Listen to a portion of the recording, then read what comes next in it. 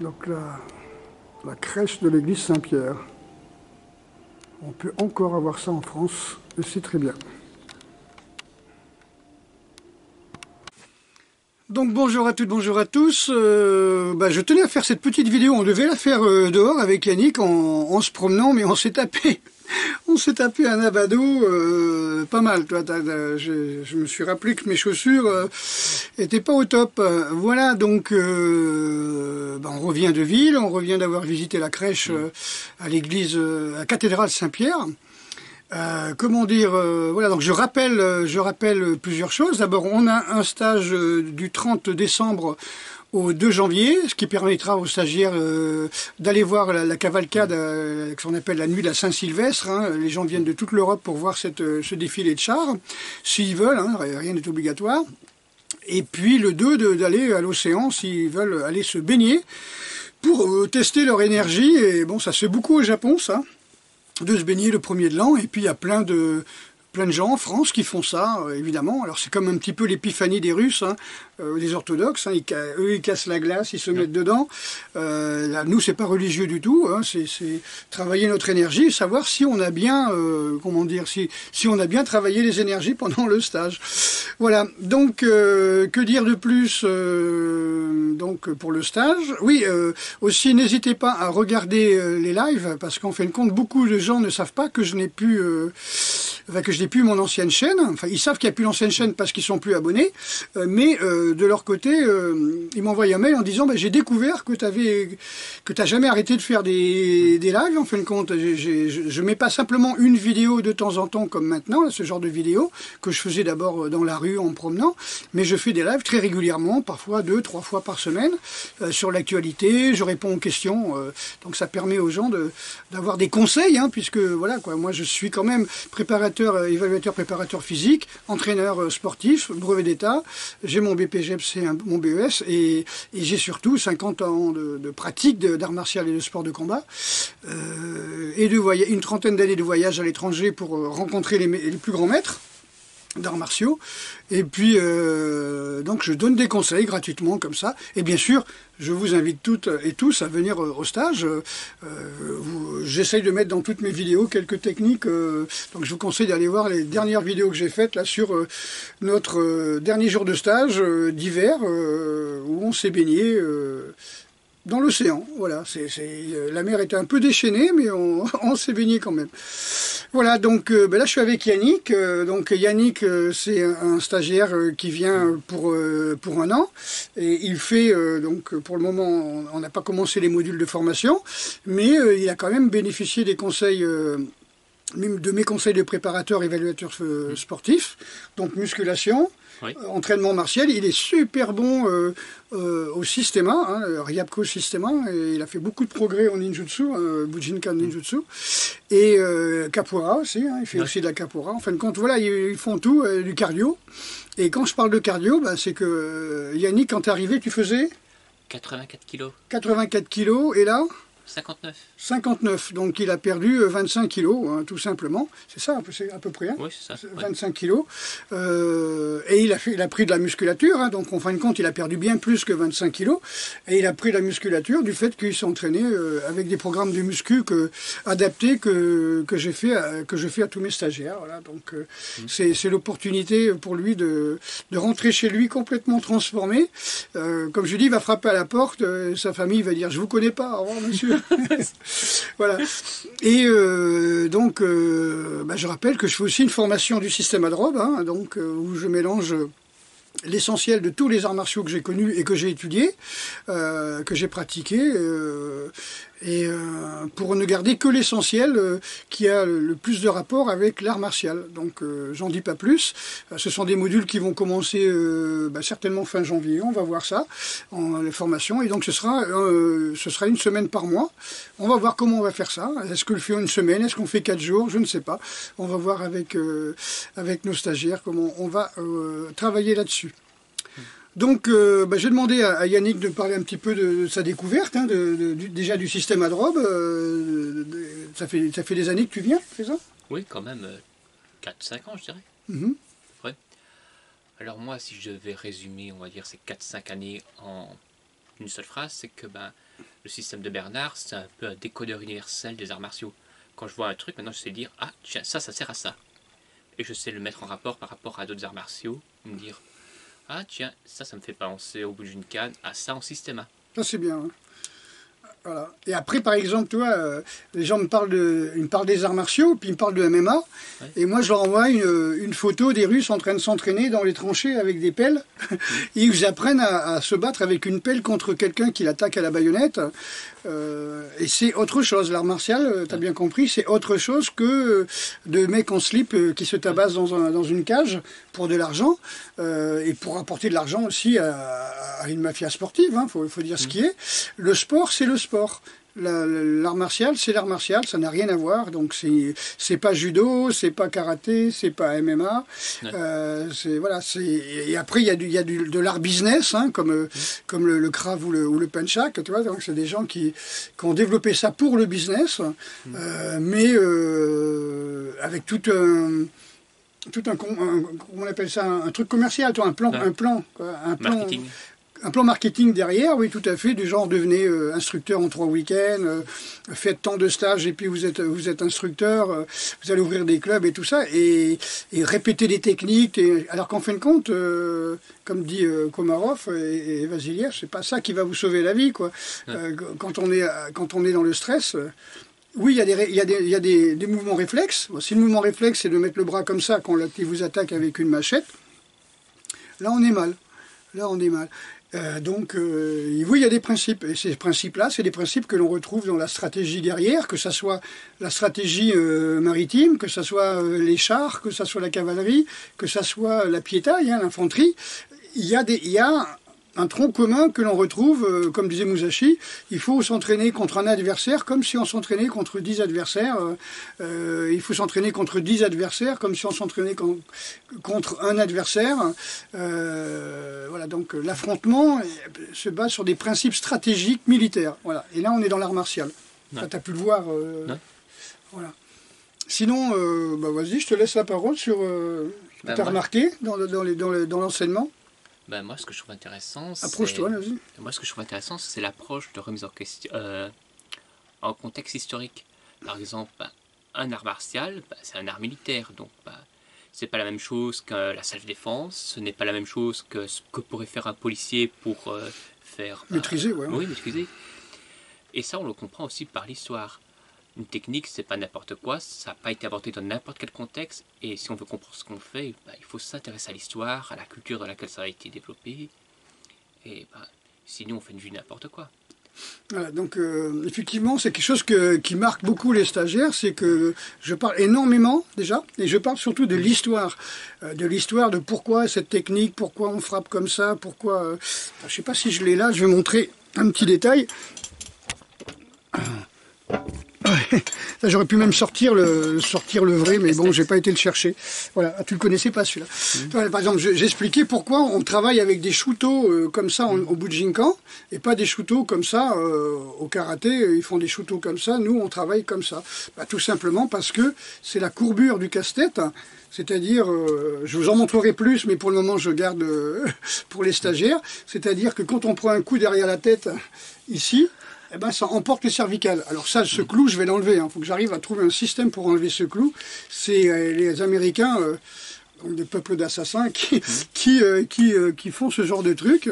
Bon, c'est à peu près la taille d'un gros casse-tête, genre pied noir iroquois ou mohican. Mais il y a toujours cette courbure qui est intéressante, que vous regardez. Ça ressemble beaucoup à un fémur, hein, avec donc le grand trochanter qui serait là. Et ici, la boule, hein, tu vois, la tête du fémur. Et c'est vrai que, bam, quand tu prends la patate comme ça, ça emporte les cervicales. Et c'est le vrai shooto d'art martial qu'on retrouve d'ailleurs. J'ai jamais vu de shooto en sport de combat d'ailleurs. C'est interdit totalement. Il faut frapper avec le dessus du gant pour pas faire mal. Si le mec il t'attaque avec un couteau, si tu dis je vais pas lui faire mal, pourquoi pas, hein, je veux dire, t'as le droit d'être un saint, hein, la Imcha c'est ouvert à tout le monde. Hein. Je suis pour la Imcha, hein, et je pense que la famille Ryabko aussi, si on peut éviter de massacrer l'adversaire, c'est toujours bien. Voilà. Donc oui, le contexte historique pour moi est essentiel. Hein. C'est-à-dire quand on fait quelque chose, il y a toute une histoire derrière. Et comme disait Maître Hatsumi, les gens qui ont fait des mauvaises techniques pendant les guerres, pendant les champs de bataille, eux, ils sont morts. Et ceux qui ont vécu, ceux qui ont survécu, ben ils ont pu noter les techniques. Et au clan, pour le clan, ils expliquaient, bah toi, le gars il m'a attaqué comme ça, moi je suis passé sur le côté, boum, et j'ai coupé. Hop, et ça devenait une technique qui était marquée dans le densho du clan, qui devenait un ryu à ce moment-là, c'est-à-dire une école, par exemple Kukishin Ryu, par exemple, ou Shinden Fudo Ryu. Il y a une histoire, il y a un fondateur, ce sont des samouraïs, ce sont des bushi, ce sont des guerriers, c'est pas des sportifs, c'est pas des gens qui font ça pour de l'argent, pour des titres, c'est des gens, ils mettent au point des techniques pour sauver leur vie. Et comme disait Maître Hatsumi, ces gens-là, ce sont des gens qui ont survécu, ce sont des gens qui ont gagné leur vie grâce à des techniques. Donc ces techniques, c'est pas des trucs à la con, quoi, tu vois. Quand je montre une technique et le mec il me dit ouais mais ça marche pas dans la rue, mais on s'en fout de la rue. La rue c'est de la bagarre, quoi. C'est de la bagarre. Par contre, si le mec il te sort une arme, je te garantis que la technique elle va marcher. C'est sûr, si le mec il veut donner des coups de poing comme ça, bah, les techniques de champ de bataille qui sont faites contre les couteaux, contre les sabres, contre des machettes maintenant, tu vois, ou des haches, ça marche. Ces techniques vont marcher, mais pas contre les coups de poing. Parce que le coup de poing, c'est pas grave. Tu te prends un coup de poing, bah, tu recules et tu recommences. Mais si c'est une machette, là, il y a d'autres énergies qui doivent se mettre en place. Non. Et on travaille beaucoup aux machettes. Là, ça, c'est mon truc préféré, ça. Voilà, parce que dans la rue, voilà, je crois qu'on a une centaine d'attaques à l'arme blanche en France par jour. Donc, faut pas hésiter à s'entraîner avec des haches, des machettes et des couteaux de cuisine. Parce qu'il y a une histoire. Voilà, il y a une histoire derrière. Donc, à nous de faire notre propre densho en montrant un petit peu, en étudiant les caméras de surveillance, les machins comme ça, comment les gens ont attaqué, comment ils s'en sont sortis, ce qui marche, ce qui marche pas. Hein. Un Juji Gatame contre un mec qui a un couteau dans la botte, ça marche pas du tout. Donc, et puis surtout, comprendre que quand on rentre sur le tatami, on est... On est dans le sport. Non, nous on s'entraîne. Ouais. Nous. Ah. Oui, on est dans l'entraînement de la camaraderie. On est on est sur un champ de bataille. Ah, voyez, c'est le principe du kalari. Ouais. On appelle ça le kalari payat. Ça veut dire la technique de champ de bataille. Et le kalari, c'est-à-dire l'enclos où on va s'entraîner, c'est le champ de bataille. Ça veut dire champ de bataille. Et tatami, le tatami, si tu veux, qui est dans le dojo, normalement, ça veut dire que tu rentres et il faut penser que tout ce que tu vas faire, il faut le faire dans l'ici et maintenant, il faut se concentrer. Et c'est différent de l'extérieur. Par exemple, le dojo, c'est la salle dans laquelle on va dans un temple dans lequel on va méditer. Et il y a une poutre à l'entrée qui est par terre. Et quand tu franchis cette poutre, d'abord tu salues avant de rentrer. D'où les gens qui saluent parfois à l'entrée des dojos. Et tu rentres, des dojos d'arts martiaux, je veux dire. Hein. Enfin, ils croient que c'est l'art martial. On passe par-dessus la poutre, dans le dojo zen, hein, je parle de dojo où on pratique la méditation dans un temple, on passe par-dessus là. Et à partir de là, tu es dans un autre monde. Tu es dans le monde où tu vas te parfaire, où tu vas devenir intime avec toi-même, où tu vas te familiariser avec ton corps, avec ton esprit, avec ton mental. C'est la différence entre la rue et l'extérieur et l'intérieur, tu vois. Et quand tu rentres dans le dojo, il faut vraiment... en tout cas sur le tatami quand on s'entraîne, il faut vraiment te dire cet endroit-là est différent que les vestiaires, est différent du parking, est différent. C'est vraiment le plus important. C'est-à-dire on doit être hyper vigilant et c'est important parce que on est dans un endroit où les gens vont rouler, ils vont taper par terre, ils vont se bousculer. Donc il faut pas que je reste longtemps au sol, sinon il y a quelqu'un qui peut me tomber dessus. Ça, c'est très très important. Tous les accidents que j'ai vus, que ce soit en judo, en yosekan budo ou en lutte, c'était des gens qui mettaient du temps à se relever et que l'autre, il se prenait un pied d'un mec qui projetait ou le type il tapait par terre comme ça en tombant, il lui foutait un coup sur la tête ou dans les roubignoles. Et voilà, ça c'est un truc qu'on apprend à l'armée, c'est se relever le plus vite possible. Mais bon, les trois quarts font plus l'armée maintenant, mais voilà, on va au sol, on se relève, on va au sol, on se relève. C'est pas une punition, c'est un entraînement. Donc un des entraînements les plus importants en survie, c'est je me plaque, je me lève et je cours, je plaque, je me lève et je cours. Voilà. Et ça peut se faire avec un sac à dos, ça peut se faire avec une arme et un sac à dos, là, donc c'est un entraînement militaire, mais bon.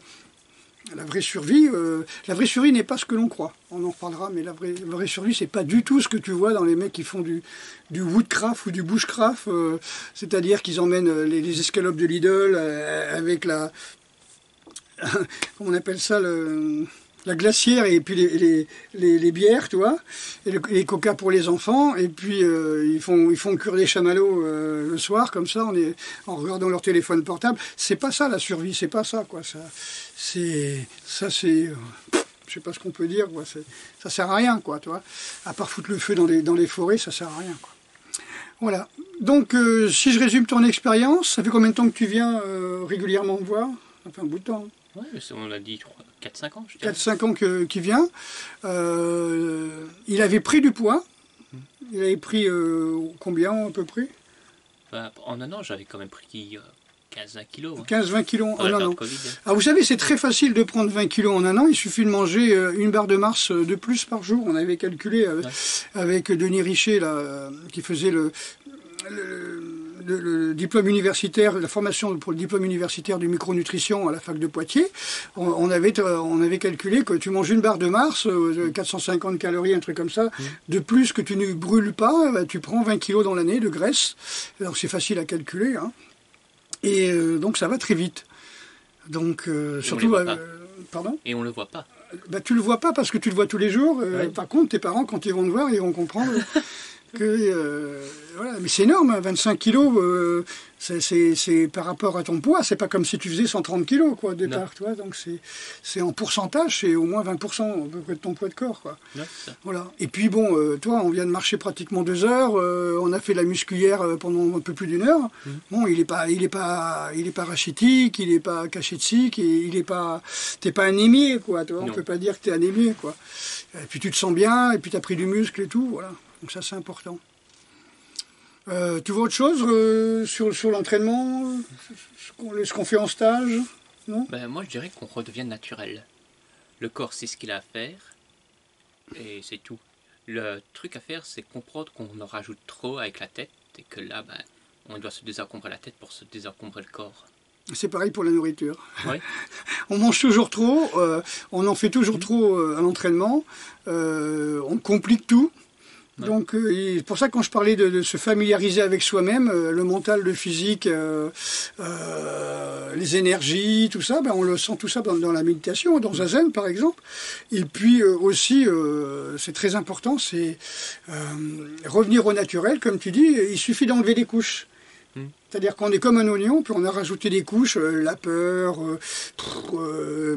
l'appréhension de l'avenir, les souvenirs, la mauvaise pratique sportive et tout ça. Et puis en fait, quand tu veux faire de l'art martial, ben, t'as tout ça à porter, c'est comme un sac à dos qui est trop lourd, ben, il faut lâcher le sac à dos et puis revenir au naturel comme un animal. Et ça nous arrive vraiment quand on est en danger de mort, quoi. Quand vraiment on est en danger de mort. Moi, j'ai failli plusieurs fois de noyer. Voilà, j'étais dans des éboulements, d'ailleurs, des éboulements de rochers. Je me souviens, à Royan, sur une falaise qui s'était écroulée, j'étais au-dessus. C'est une expérience, je dirais, quasi mystique, magique. Je ne peux même pas en parler. J'ai rien eu, quoi. J'ai rien eu du tout, quoi. Et la falaise était immense, et puis je me suis retrouvé en bas. L'impression d'avoir été porté par un nuage, tu vois. Voilà, j'ai rien compris. Je devais être dans mon énergie à 130%. Voilà, c'est ça. Je vous expliquerai plus en détail quand vous viendrez en stage. Voilà, donc les formations vont certainement commencer fin janvier. On va voir comment on va faire ça. Et voilà, donc un programme de muscu, une diététique à suivre, si vous le voulez, bien sûr. Un travail historique sur les arts martiaux, en commençant par les plus anciens jusqu'aux plus modernes. Bien distinguer, comme disait Yannick, la différence entre le sport de combat et l'art martial et essayer d'absorber la richesse du passé, la richesse historique, culturelle même, je dirais, de l'art martial. Il y a toujours quelque chose à apprendre dans beaucoup d'arts martiaux. Donc quand je parle d'arts martiaux, vous avez compris, hein, c'est quelque chose d'historique, hein, c'est pas les sports de combat des années 2000, quoi, ou même pas les arts, à partir de 1900, des entre guillemets arts martiaux soi-disant, il y en a plein, quoi, le jiu-jitsu brésilien, qu'est-ce qu'il y a eu, la koryu, le jiu-jitsu, je sais pas trop quoi, le parisé, enfin des trucs comme ça, quoi, ça c'est pas des arts martiaux, c'est des sports de combat, voilà. Donc moderne, voilà, très moderne, fait en temps de paix par des gens qui n'ont jamais fait la guerre, donc c'est voire même ni jamais fait l'armée, hein, voilà. Donc on est loin du CAPAP ou du CAC ou du close combat, quoi. Voilà, tu vois autre chose à... Non. Voilà. Bon, bah écoutez, là c'est les vacances de Noël, voilà. Puis donc Yannick, tu pars demain, et puis on va attendre son retour. Moi, je vais continuer à m'entraîner un petit peu tous les jours. Et je vais travailler sur les programmes, encore une fois, de la formation, pour plonger encore plus dans l'historique, encore plus dans la culture, dans l'essence de l'art martial. Mon livre pourrait s'appeler L'essence de l'art martial, au lieu de s'appeler la mystification sur les arts martiaux, tu vois, parce que voilà, les gens croient faire des arts martiaux et ils n'ont jamais fait de leur vie des arts martiaux. C'est tant mieux pour eux. Ça veut dire qu'ils n'ont jamais fait la guerre et qu'ils n'ont jamais vu une arme. Voilà, donc nous on travaille arme blanche, voilà, machette, couteau, hache, fouet, le fouet russe, hein, pour le truc pour tuer les loups, c'est ça, pour chasser les loups. C'est ça, pour les loups. Voilà, donc c'est assez intéressant. On travaille bien sûr au sabre japonais, katana, au bâton, naginata, yari. Ça c'est très important aussi. Différentes tailles de couteaux aussi. Voilà, on ne fait pas les armes à feu parce que je ne suis pas quelqu'un qui aime les armes à feu. Et l'arme à feu, il faudrait déjà arriver à la dégainer quand on est attaqué, arriver à la dégainer, enlever la sécurité, armer l'arme, plus ou moins viser. Si le mec il te court dessus avec un couteau et qu'il a moins de 7 mètres, t'es mort. Voilà, ça a été prouvé. Hein. Bon, je vous souhaite une bonne soirée. Je vais monter la petite vidéo là. Et puis, je vous souhaite de très bonnes fêtes de Noël. Hein. Peut-être que je serai... le soir de Noël, je serai peut-être en live, peut-être voilà, pour voir, hein, puisque je vais rester tranquillement chez moi. Et puis je vous fais des gros bisous. Au revoir. Allez, ciao.